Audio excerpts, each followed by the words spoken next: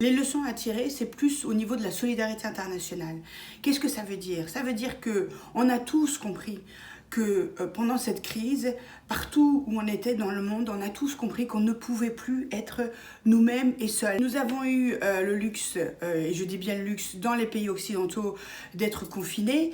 Pourquoi je vous dis ça? Parce que pendant le confinement, quand j'appelais l'Afghanistan pour dire « soyez prudents, ne sortez pas », j'avais toujours cette phrase qui venait, qui était « ben oui, mais nous allons mourir de faim avant de mourir de Covid-19 », puisque la plupart des pays, l'Inde, le Pakistan, le Bangladesh, tous les pays d'Amérique du Sud, on sait très bien que l'économie se tient sur l'économie vivrière de jour en jour, c'est-à-dire qu'on sort toute la journée pour ramener de quoi manger le soir, et c'est comme ça qu'on tient toute une famille.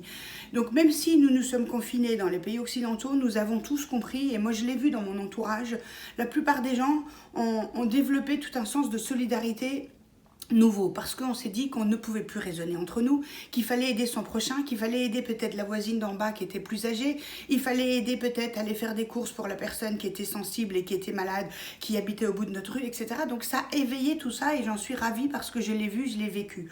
Alors j'espère que le monde d'après va nous donner encore plus cet élan de solidarité, pas que près de chez nous, mais aussi à l'autre bout du monde. Et c'est en ça que le rôle des grandes institutions telles que l'UNESCO et autres institutions, c'est de développer encore plus tout le travail de multilatéralisme. Qu'est-ce que ça veut dire? Ça veut dire qu'on est obligé, qu'on soit à Paris, de développer des projets qui ont un sens avec l'autre bout de la planète, parce que c'est important, on ne peut plus dire il faut aider en bas de chez soi. Ce qui s'est passé à Wuhan nous a touchés quelques semaines après à Paris. Donc c'est la même chose pour tous les autres projets. La crise de Covid-19, j'espère que c'est fini, qu'on n'en parlera plus et que la planète va s'en sortir. Mais cette crise a engendré d'autres crises économiques, sociales, etc. Et c'est en ça qu'on ne doit pas oublier nos bases de solidarité internationale. J'insiste et je reviens parce qu'on s'est rendu compte, moi c'est quelque chose que j'applique depuis des années, depuis la France, j'essaye d'aider l'Afghanistan et les femmes ailleurs et en Afrique, etc.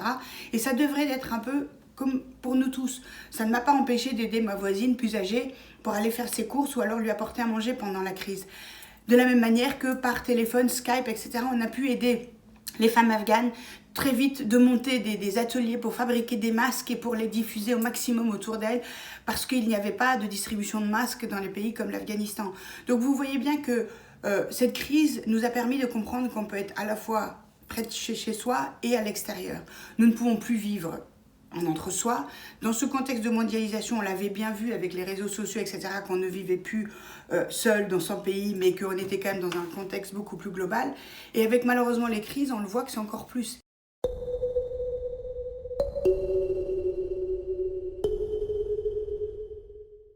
Le monde d'après, c'est donner du sens.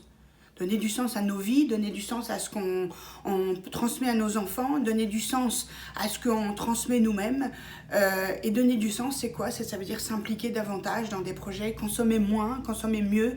Alors je n'ai pas de guide de mieux consommer, de donner des leçons aux gens, mais c'est vrai qu'on sait tous, si on s'écoute, tout le monde sait, au fond de nous-mêmes, ce qu'il faut faire pour la planète, à l'échelle d'un pays, à l'échelle d'un continent, à l'échelle de la planète, comment on peut faire pour moins consommer, mieux consommer et être un peu plus à l'écoute de la nature. Vous savez, moi j'ai vécu quelque chose d'absolument génial, c'est qu'en plein Paris, les fenêtres ouvertes, on entendait les oiseaux que je n'avais jamais entendus, on sentait les odeurs que je n'avais jamais senties, et ça c'était pendant quand même toute cette période de confinement, et c'était des plaisirs qu'on avait oubliés, qu'en tout cas moi j'avais oublié et que j'essaye de transmettre à ma fille. Donc dans la transmission, ça devrait nous permettre, le monde d'après-Covid, de mieux comprendre cette planète, de mieux être à l'écoute des choses. Les voyages, par exemple, je suis moi-même la première grande voyageuse que ce soit dans le cadre de l'humanitaire ou de mon travail. Mais on s'est aussi rendu compte qu'en étant à la maison, on pouvait être tout aussi efficace et à distance.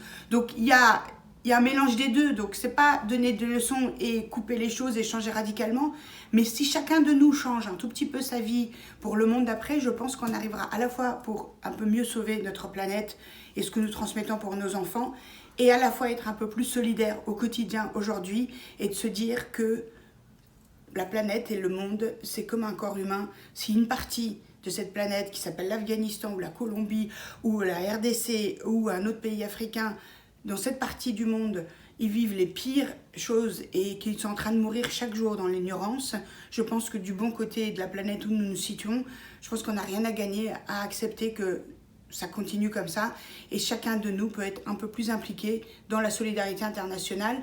Et je dis encore, grâce aux organisations comme l'UNESCO, de donner encore plus d'impulsion pour qu'il y ait plus de projets où les deux côtés de planète travaillent encore plus ensemble et qu'on n'est pas chacun chez soi seul.